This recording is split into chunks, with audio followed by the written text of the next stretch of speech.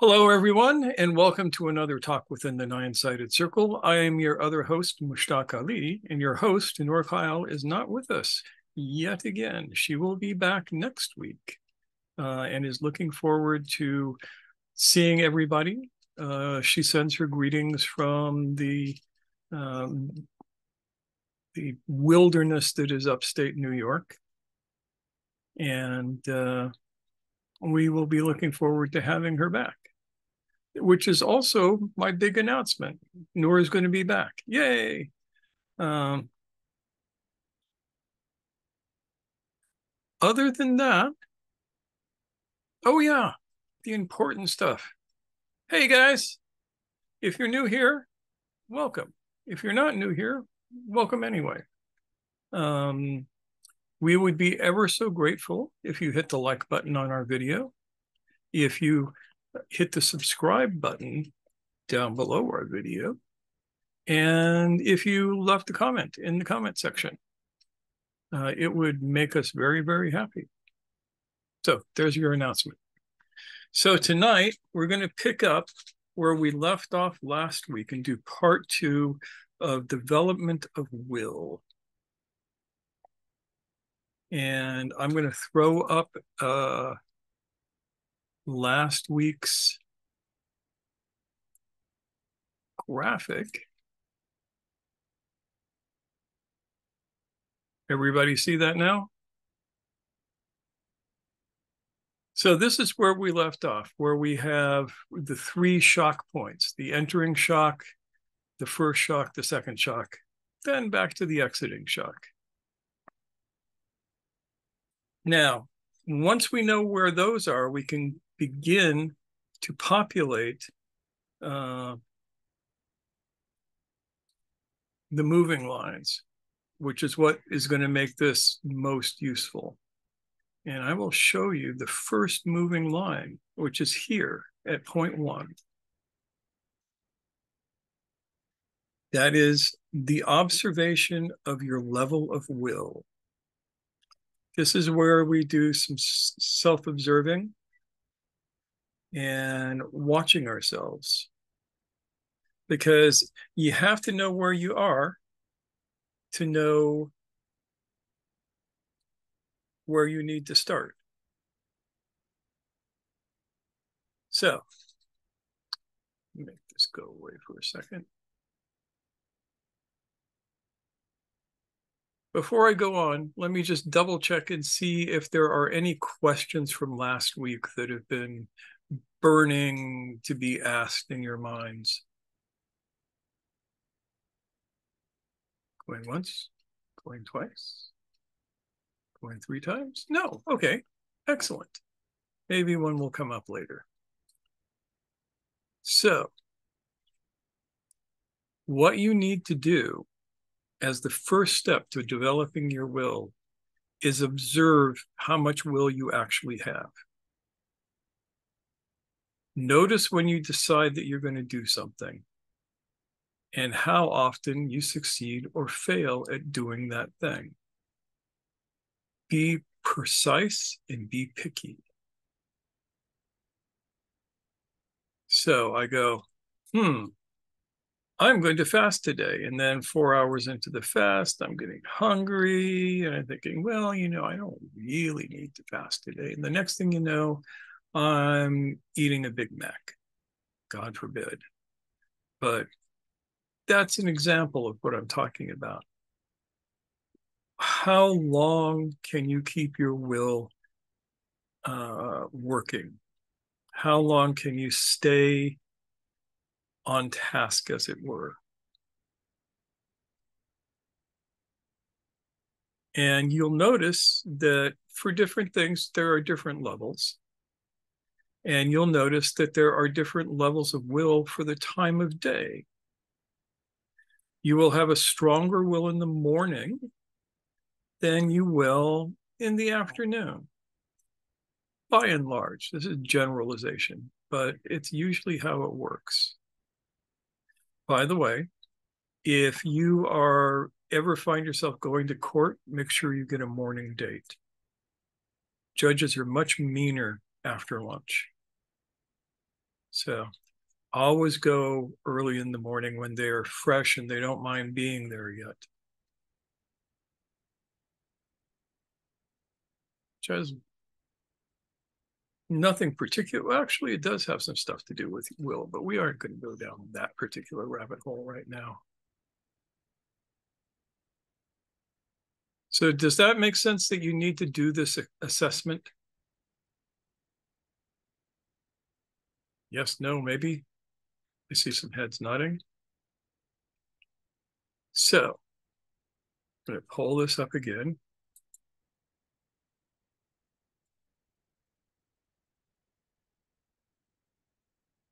Once we have an observation of your level of will throughout the day, what you can and can't do, where you succeed, which is as important as where you fail, it comes to the next thing for developing will. And that's here. Choose one thing. Choose one thing to work on. Don't decide you're going to pull your will into line on everything that you've observed. Pick one and forget about the rest for right now.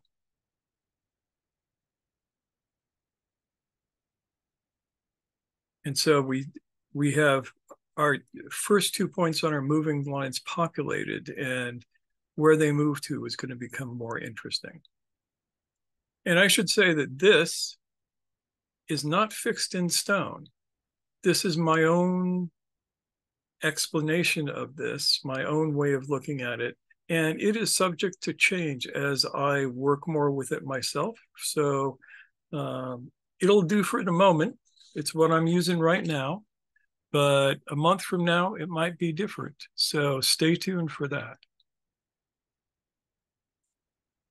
So point one, observation of your level of will throughout the day on all of the things that you need to use will on, everything from getting your work done to eating the right foods to any of that kind of stuff. You choose the one thing. It may be, say, finishing work assignments by a particular time. Then we have the first shock point that you're going to run into. That's right down here. And that shock is around denying what is negative. So that might be, I will no longer procrastinate.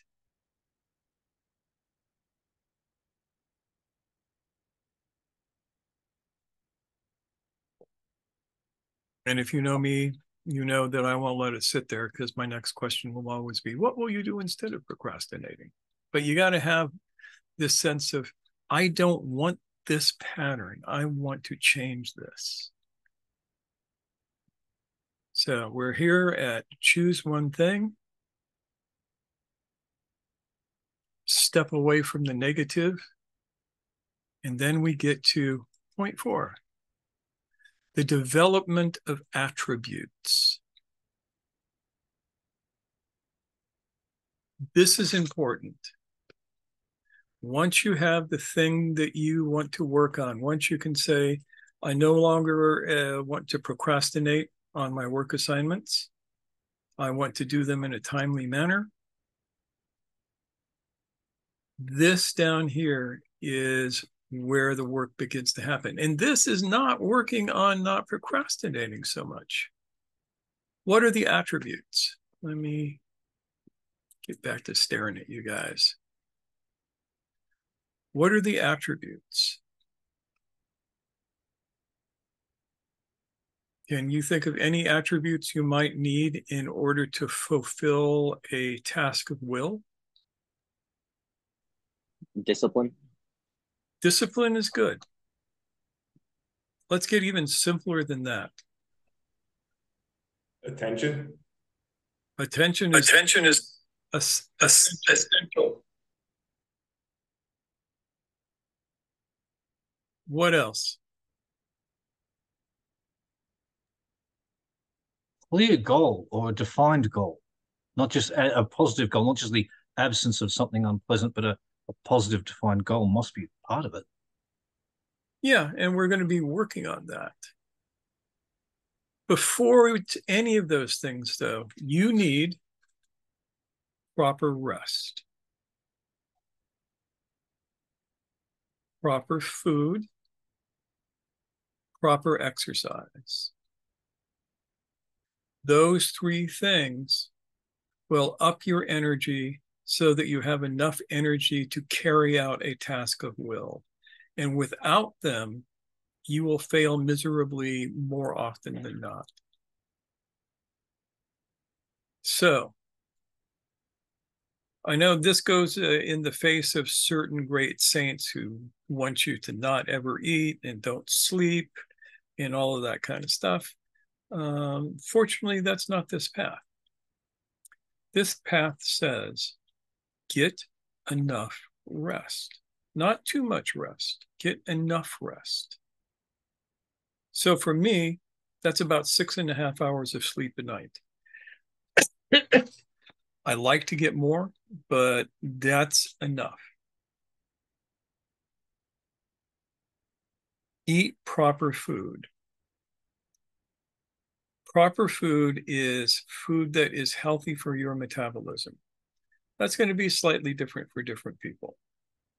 For me, it is very low on the carbohydrates, though a lot of good fiber, fresh vegetables, delicious meats, and in proper proportion. So without overeating.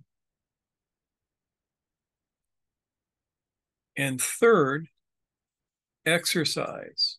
Exercise increases your overall level of energy, and without energy, you cannot change. Exercise can be anything from walks in the morning or afternoon to serious high intensity interval training, whatever it is that you need. There is no one size fits all in this, but you must up your exercise level. I recommend learning something like Tai Chi or Bagua as ways to move your body and get a little bit more exercise, and then go from there. These are the attributes that you need: proper rest, proper nutrition, proper exercise. You notice how they're in threes. They're always in threes. Without these three things in order, you will fail at the rest of this Enneagram. Sorry, but it's true. And the basic principle to this is you cannot affect real lasting change unless your energy is above a certain level. Energy is a nebulous word, but I mean it in its literal sense of the ability to do work.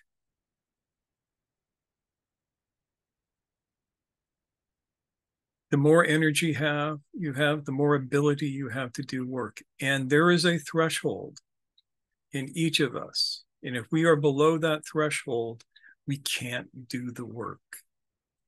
So it behooves us to begin strengthening that. And along with that, will itself is a form of exercise. Every time I successfully will myself to a task and complete the task, will myself to an intention and complete the intention, my will gets incrementally stronger. I will notice and realize that this will fluctuate throughout the day. This is why back in the old days, we had certain times set aside for meditation, for prayer, for whatever it was that recharged us, so that we could be recharged from using our will. Make sense so far? Anybody want to argue with me? I love it when people argue with me. I just have a question Go for regarding, so number 4 is, what is it again? It's something about it. It is attributes. developing the attributes. So if I'm understanding correctly, the attributes that you're talking about are in the form of energy as far as food, rest, and exercise. Yes, those are the three attributes I'm talking about specifically. There will be other ones that are developed within that. And all of those attributes will develop your will. It's going to take an exercise of will to eat right. And I'm not telling you what eating right is, because this is something that your body has to inform you. But your body will tell you what eating stupid is, and you want to avoid eating stupid. So for a young, healthy person like yourself, a small piece of chocolate cake is okay. Half the cake, stupid. So this is not rocket science. This is pretty common sense. And there are ways that those of us who are in the work help each other out. Right now, I'm putting together for our next retreat. That's something we didn't talk about. There's a retreat coming up. Going to start somewhere in September. I am putting together the yummiest possible cookbook that will allow you to actually follow the dietary restrictions in the retreat and have wonderful meals that are absolutely delicious, completely satiating, make you feel full, make you feel happy, give you lots of energy. And there will be other people who are doing that too. And I'm pulling a lot of them from Al-Andalus. So some of these recipes go back to the time of the Moors, and they're really good. So, exercise. Several of us are involved in areas of exercise. Brian is one of the folks that's here right now, and he knows about this stuff. That's how he makes his living, is that he helps people with that aspect of developing attributes, the physical aspect. Cherie is sick this week, and we are despondent at that, but she should be back next week.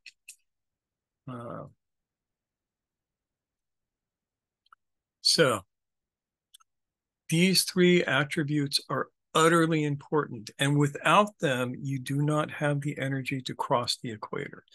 I'm assuming that all of you have enough Enneagram knowledge to follow along with what I'm saying, and that is an assumption. But I will tell you that everything I'm saying, you will find a video for in our Enneagram playlist, which will be up here somewhere, actually probably over here at the end of this. And Khalil? Yeah, I'm wondering about what Gurdjieff said, but that only super efforts count. And I'm wondering how that kind of, fits into what you're saying. Can you define what a super effort is? That's sort of what I'm asking you to do. I've always wondered, you read a lot about this in the fourth way literature. Yeah. That Gurdjieff said only super efforts count. And I don't know what that means. So I was hoping to get an answer from you. Okay, so I'm going to give you a non-orthodox answer. The Gurdjieff people will disagree with me on this for the most part. What has happened is that, so when Gurdjieff was alive, his students were mostly upper-class Russians, upper-class French, and upper-class English. Some of these people had never done a day's work in their life. And so he made them work, and he made them work hard. And for them, it wasn't the heavy physical labor. It was doing labor at all that was the super effort, because they were doing work that the servants would have done. And that is ego challenging. The idea of super effort, in my humble opinion, my not so humble opinion, has been completely distorted into this idea that you have to work yourself half to death to get any sort of value from what you're doing. And that's bullshit. So a super effort to me is an effort that is unwavering no matter what. So you decide that you are going to eat in alignment with your work, and you fail, and you fail, and you fail, and you observe yourself failing. And every day you make the effort to bring your food more and more in alignment until, after much effort, you are eating healthy in a natural way. To me, that's a super effort. And if that doesn't work, I'll give you a shovel and have you dig a ditch all the way around Paris, which I think Gurdjieff threatened to have somebody do once. Does that make sense? Yeah, that totally makes sense in the context of the culture that he was dealing with. That is absolutely makes sense. Yeah. Yeah. Yeah. And it's important to realize that effort, when used rightly, is transformative. I give you an example. I haven't done this in a while, but I developed a methodology for working with clients who came to me for counseling, who were working on their stuff back when I was doing that sort of thing. And it involved a 5 to 8 pound soft rubber ball, small enough that I could grip it in my hand and they could grip it in their hand. And the weight would depend on their level of physical ability. And so we didn't sit in a desk. We didn't sit in comfortable chairs. We had our therapy sessions in my gymnasium, actually my martial arts school. And it looked like we started tossing the ball, playing catch with ourselves with the ball back and forth. And I would take them on different patterns while we were talking. And as they got more and more into their stuff, I would increase the intensity of the work. So they would have to be talking and thinking while working very, very diligently to move this ball through space in greater and greater complexity. And sometimes, if I needed to, I would work them to the point where they hit second wind,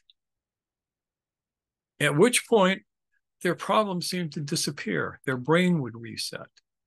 And that's one of the ways that a real super effort can make a difference is if you push yourself past second wind, whatever is going on inside of you tends to reset.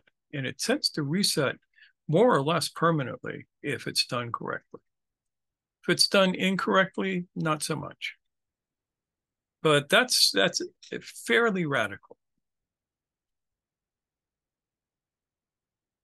So think about that. Think about what that means to a person that in order for them to affect real change, they might have to push themselves through second wind. And I don't know if anybody here, well, Brian's done second wind. So you're going to know what that's like. When you get almost up to it, but are not past it, it's hard. Everything in you wants to quit. And you need to make an effort of will to get past that. And when you do, it's like you change gears on your bike. You're going uphill and you just flip that gear into a lower gear, and all of a sudden you're pedaling and everything is smooth. And you go, ah. And then you realize that there's a third wind waiting for you somewhere. But that's a different story. Does that make sense? Good. So, any other thoughts and questions before I ramble on here? Nope. Good. And we're going to go back to the shared screen for a second. So, our next event is applying the skills. This is at point 5, which is the point of most work. So you've developed the attributes, you've chosen the one thing. You understand it both in its negative context and where you want to move to, and you've applied your will to moving through this. You've developed your attributes, which this is the fun part, developing your attributes. You cross the equator into applying the skills. You have the skills now. And I'm leaving a bunch of stuff out because you need the help of a teacher for a lot of this.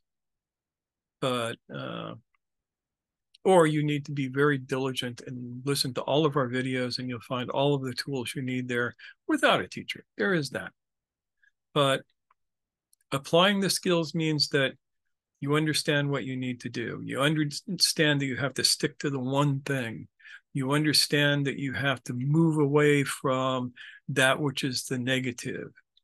You understand that you have developed your attributes to the point where you can actually do the work here.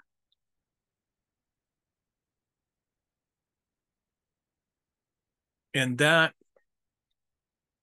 this point is going to take the longest time in developing your will, but this is the weightlifting of will. This is the resistance training that builds the muscle of your will.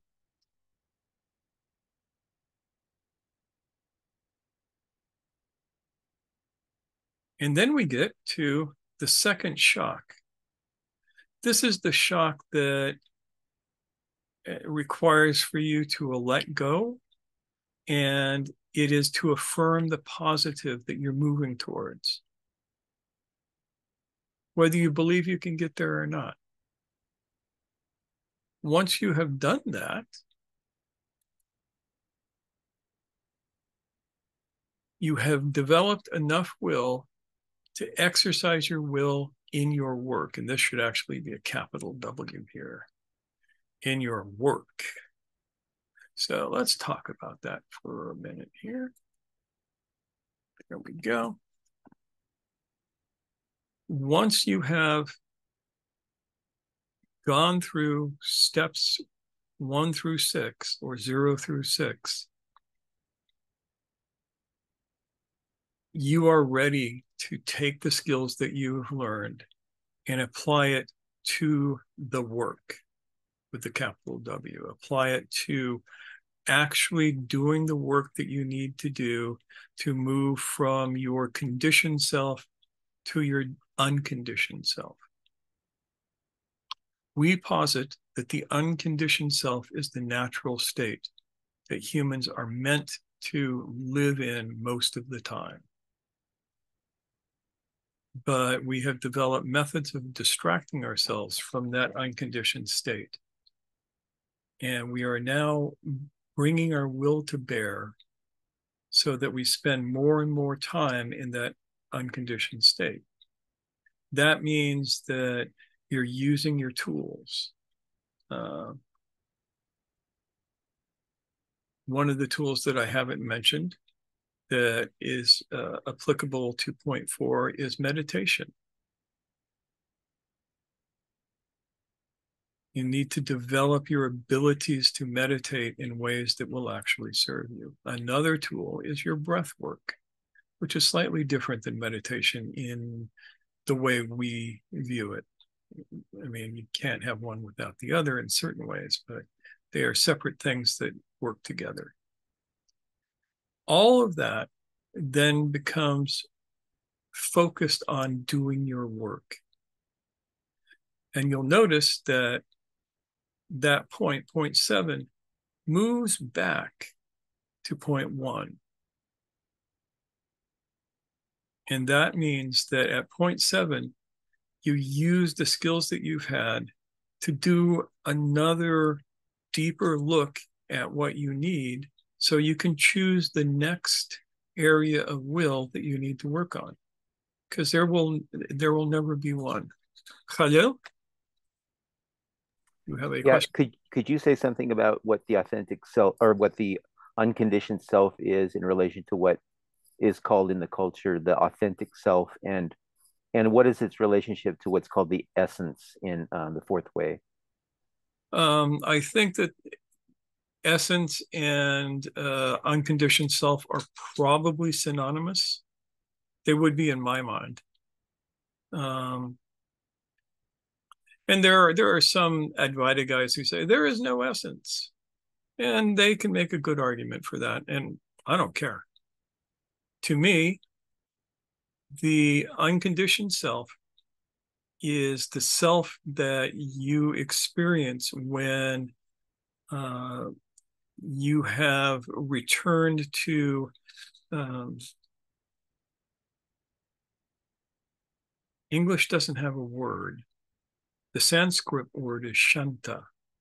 And we did a talk about that on our Enneagram of Emotions, which I will also link up here somewhere, because the unconditioned self is the entering and exiting shock in the Enneagram of Emotion.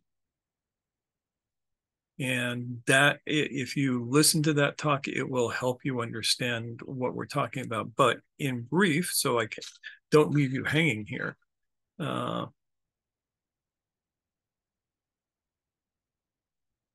When you are no longer being driven by your conditioning, by your habits, by the things that keep you from having will, right?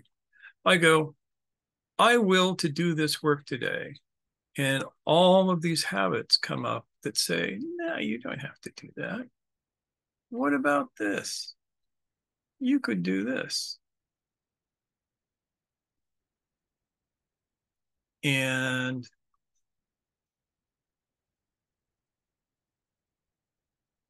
that's kind of, I think, the best description I can give you in a nutshell, if that works. Does that make enough sense to, you know what they say, it's clear as mud, but it covers the ground? No, it's totally clear. What about what people call the authentic self? Is that the same thing? If it was me talking, it would be. I don't know what they mean when they're talking. Yeah, I heard it recently in some talk somewhere. I was just wondering what that was and how it relates to what you were teaching. It's probably something similar. I'd have to hear the talk to give you a better answer than that. I know that people I know who use that term authentic self mean it in much the same way as I mean deconditioned self. But one of the habits I got from Gurdjieff is to couch all of this stuff in negative terms. He never had a good thing to say about a habit. And so he would say, your conditioning. He would say the machine, things like that. Yeah, and so you could say your authentic self, your deconditioned self, is the self that's there when you turn the machine off or when you wake the machine up. When you wake the machine up, it becomes quiet. Or you could say it the way Patanjali said it in the Yoga Sutras, which is yoga is the cessation of the twistings and turnings of thought. When thought is still, then the seer is in its proper place as witness to the universe. At all other times, the seer is identified with the objects given to experience. That last part is inauthentic. Authentic is witness to that which is given. It's more flowery than I like to say it, but it's pretty clear to me that Patanjali knew what he was talking about.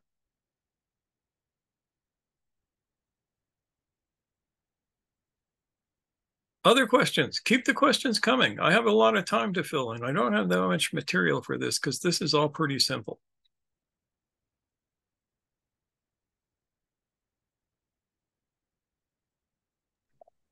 I have a question. So I was talking to a friend of mine actually yesterday, and the topic of will, we started talking about it.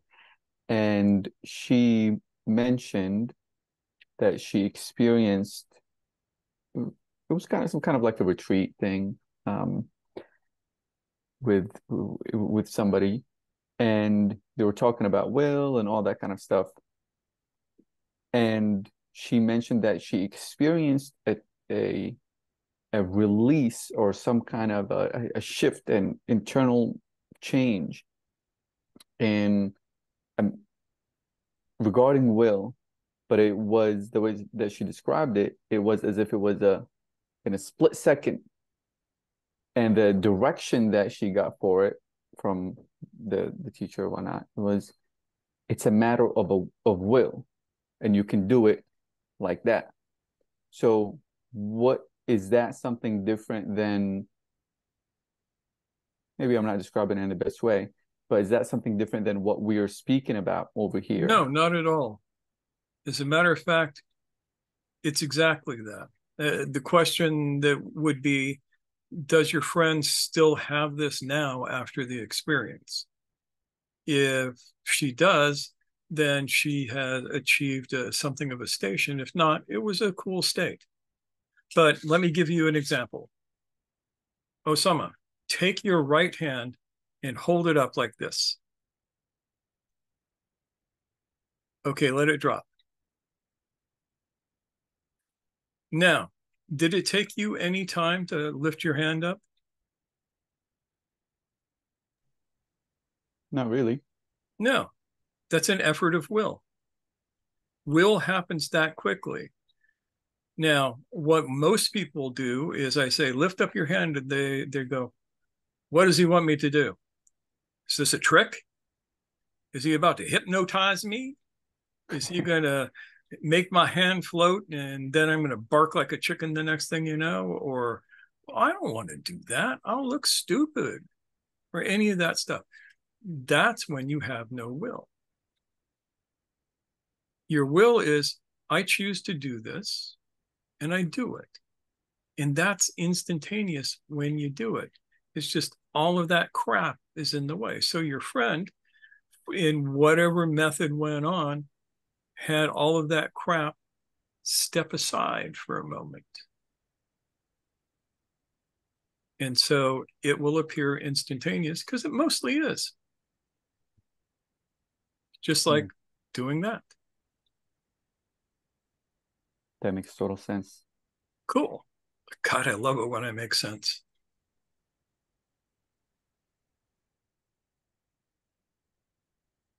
Any other thought? Yes, James, tell me things. Kind of answered what was going to be a question, but also confirms an observation. Because in terms of a state, I did have a situation where this is back in the 1900s when I was at university. I was one of these people who could talk a lot in class, good class participation, understood the material, sat exams well, terrible when it came to putting pen to paper. Doing an essay was like pulling teeth for me. I sympathize. Whatever, it is some, I don't know, I've got my theories about it, but I had an essay I've been putting off and putting off and putting off, and one night I had a change of state, a dramatic one, and suddenly my will became effortless. I just sat down and picked up the paper and wrote the whole thing out in a single sitting, no effort whatsoever. And what I took from that, even though my usual sleep mechanically resumed, was the amount of self-division and distraction that's keeping me from that. And so what you've just said chimes into that perfectly. That if it's undistracted, then will is there. That's the unconditioned will. It's ready and raring to go. Yeah. That was a dramatic one. Actually, yeah. Cool. Now, carrying that metaphor,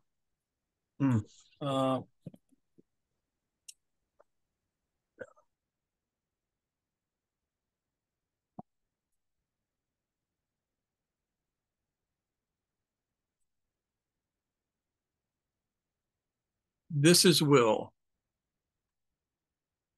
I am holding a 10-pound club,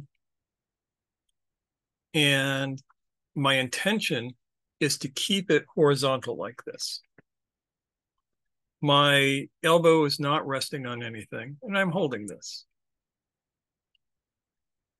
Now, I can do this for a while, but eventually it's going to start doing this. And then I'm going to have to strain to get it back up to the horizontal. And then it's going to do this again.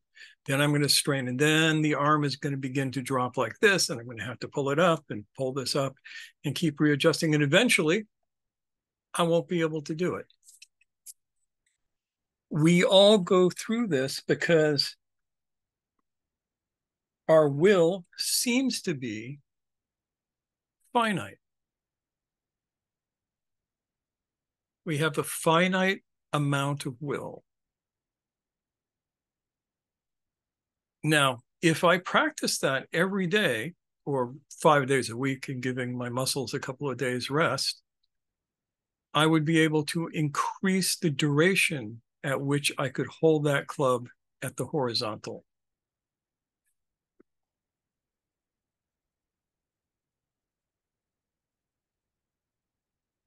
Does that make sense? So this is literally building your will muscles. And if you don't do that, your will never get strong. And the way to do that is along the lines of this Enneagram, which I am going to pull up one more time because we are about to complete it, and then we can look at what the moving lines actually mean. So we're here, exercising your will. Now, the next one, a life infused with will towards awakening. This is point 8. Now we have all of the moving lines filled in. So at point 1, when I am observing my level of will, this is going to reflect towards exercising will in my work.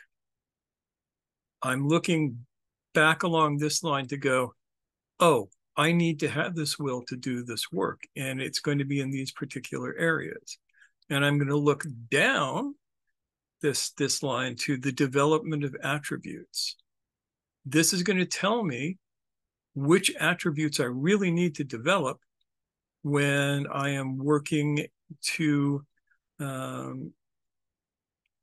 get to the point where I can actually use my will. So we move to point 2, 1, 4, 2, and we go choose the one thing. When I am choosing my one thing, I am again looking at my development of attributes. I ask myself, what am I going to need in order to do this one thing? And it's going to be one of the big 3 and the things that go with the big 3. And I'm going to look back along this line to a life infused with the will towards awakening. I'm going to choose a one thing that steps me towards this. Or if you're working with a teacher and they know what the hell they're doing, they are looking along these moving lines to help you pick the stuff that you need to work on. That's easier. It's harder to do this by yourself. I contend that it's possible, but you're going to be recreating the wheel over and over again, which is cool. You need more wheels. So here's the equator, the point of no return. When I step from the development of attributes into applying the skills, I can never really go back because I've learned too much. Going back would be a horrible thing. But from this point, I can look upward along these 2 lines. And in order to apply my skills, here are the 2 points that I focus on to keep me motivated. Being able to exercise will in the work and have a life that is infused with the will towards awakening. This is for those of us who are doing the work, who are in the work, who are dervishes in our hearts. Not for the regular people. We don't care about the regular people. So these 2 points are going to be my guiding lights when I am here at the point that's also known as the dark night of the soul. I make it past the second shock. When I get to point 7, exercising the will to work, I look forward to point 1 again and back to point 5. And this tells me to exercise the will, my will in the work, I need to continue my observations. I need to continue evaluating what I need to do. Self-observation becomes more and more important as the work continues. And I need to look back to applying the skills, to ask myself, how do I apply the skills every day to develop a deeper and deeper strength of will? Then finally we get to 8, and we are reminded, choose one thing. In a life infused with will towards awakening, you are not a multitasker. Choose one thing, always. The one thing should probably be something like awakening in this lifetime. That's your one thing, something big. And again, you look back towards applying the skills. What are the skills that I need? And that is the whole, not a secret. Let me get rid of that. So there you have it. What do you think?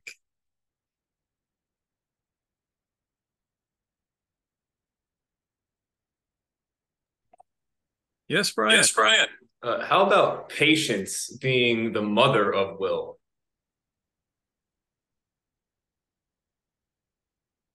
I don't know if patience is the mother of will, but it certainly helps. Yeah, I had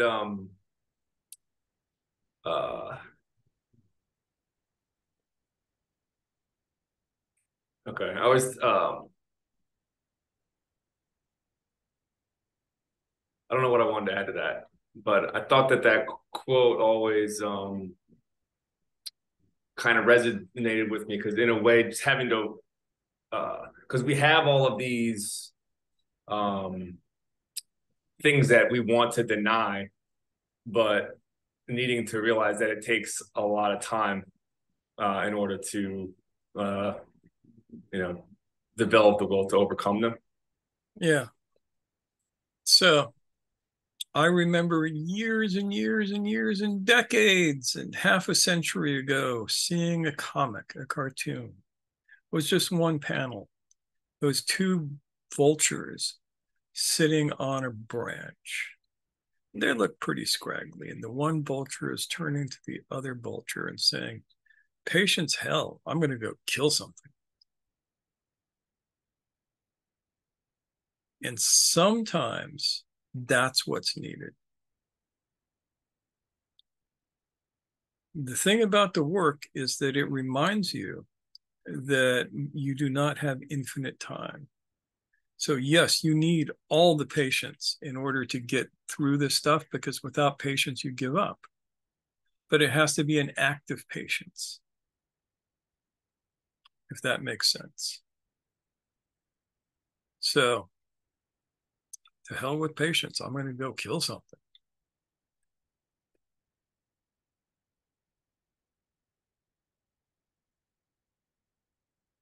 More thoughts? Any thoughts?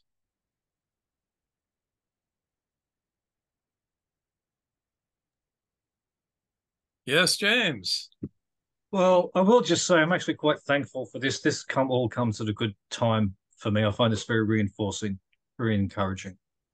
So I'm kind of part of where I'm at is when all the doubts and excuses surface in your head. Why try this? Won't work, or it won't work for you, or let's go back to being how it was before. That was easier and so comfortable and warm and sleepy. Yeah, this is more just me saying I appreciate this. We aims to please. Yeah. You do. You are pleasing. Thank you. Okay. Who else has some thoughts? Carl, you've been very, very quiet. So either you've been thinking deeply or you've come to the conclusion that we're nuts. Or maybe Yeah, once again, the nuts and bolts, very good. There, you have a very good facility with parsing this stuff out, delineating it. And it looks like the Enneagram is a useful tool for seeing how things could move and to remind us how to proceed.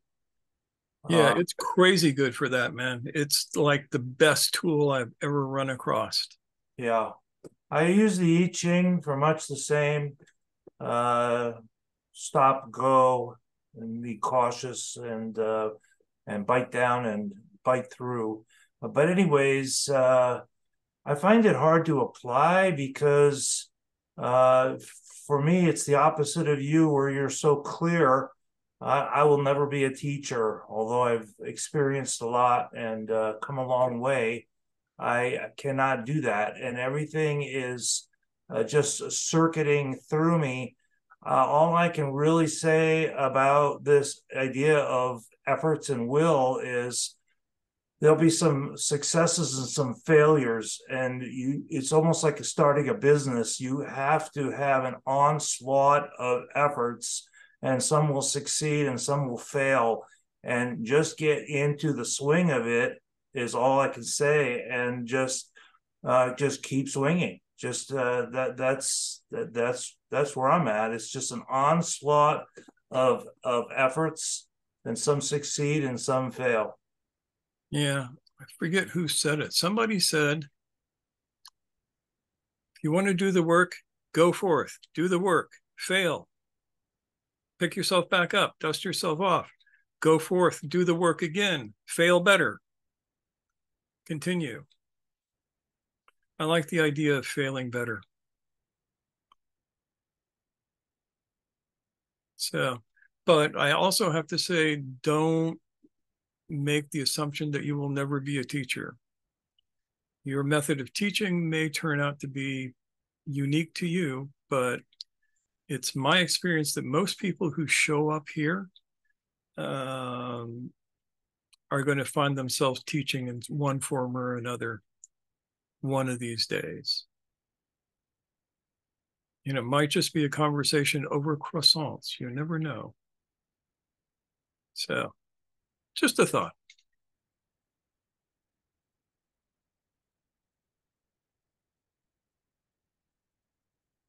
Who else? Yusuf, where are you? Talk to us. Have you melted?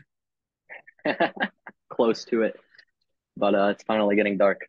Yeah, no, this is very helpful. But I guess I'm just kind of working on applying it. I'm working on applying it like in the different areas. Like the thing I'm slightly confused on when choosing the one thing is you're choosing something that you're directly trying to accomplish.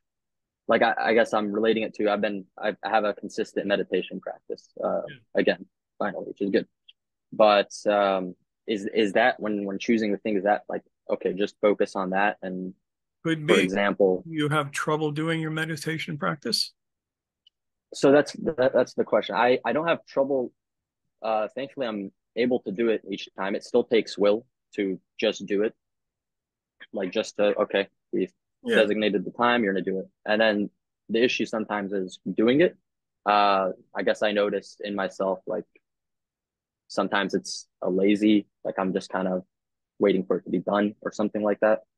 And or sometimes I'll give up on the effort in it quicker than others or something like that. So that's kind of where so I'll get stuck. But I'm at the point where I'm like, oh, as long as I did it, that's good. Yeah, that's a nice light one that you can start with. And I don't see any problem with starting with something like that. You know, using your will to designate a meditation time and a meditation length and sticking to it and using the stuff that you developed, like your diet, your breath, your breathing, getting to be redundant here. All of that. The diet one's been a long time coming. That's one I've needed to fix for a long time. So definitely. Yeah. Well, are you going to join the virtual retreat? Sure. Yeah. Yeah. Then we will help you with your diet. Nice. Freshly meals delivered to my door. Yeah. You know, if you can find a place that does good ones, nothing wrong with that. Not everybody is born to be a cook. Just, it's a matter of a lot of these meals delivered to you are not necessarily healthy. No. So, got to find a healthy one. Who else do we need to hear from?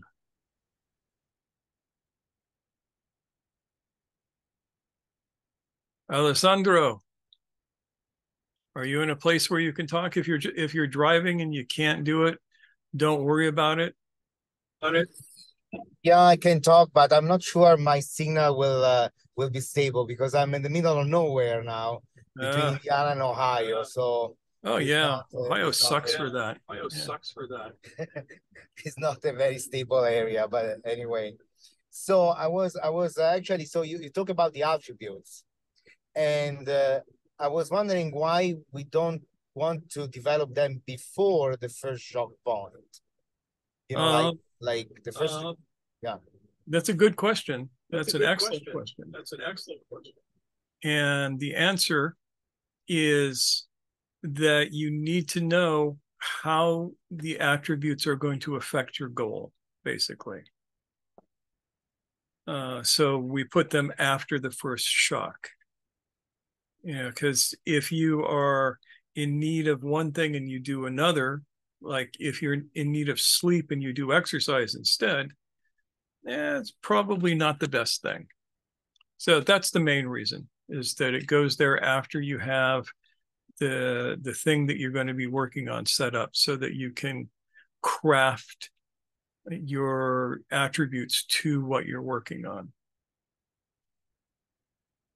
And generally you should Okay, so one doesn't have to maximize all the attributes, like no, maximum amount of food or maximum amount of sleep and maximum amount of exercise. Okay. Yeah. So for you, your exercise is probably pretty good. I would ask, are you getting enough sleep? Well, I mean, it might not be a good sleep, but that's the problem, you know. There so you go. I might spend lots of hours in bed, but it's a very, how to say, very superficial sleep. Let's put it this way. So you need the deep sleep and the REM sleep.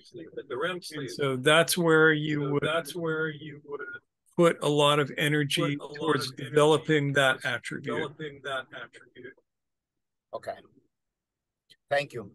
Sure.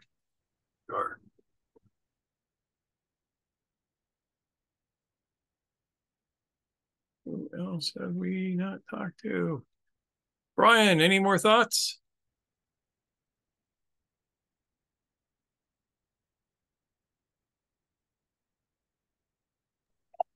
I guess just a comment.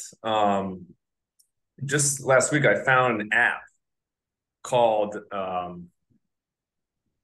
Habit Share, and you're able to put in your habits and then track them, and then you can get your friends to go on there also. And so it's kind of an accountability thing.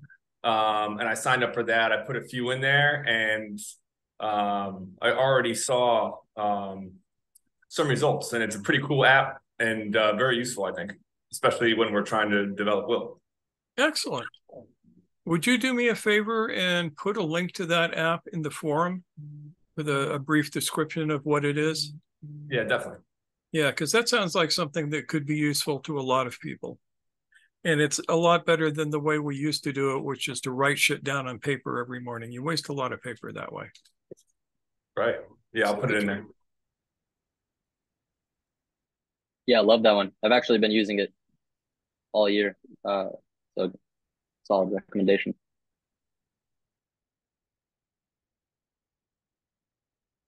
Okay. Any more thoughts from anybody? Have I missed anybody? Has anybody not been talking? Last thoughts.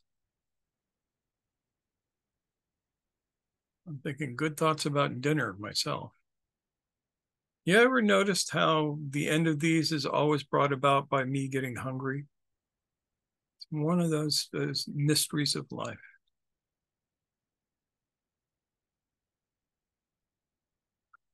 All right, then I am going to switch us over to Brady Bunch mode. Go. Wow. And say goodbye to everybody. And we will see y'all next week, where we will do something even more fun than this week. And Noor will be back. Thank you, everyone. Take care. Bye. Here.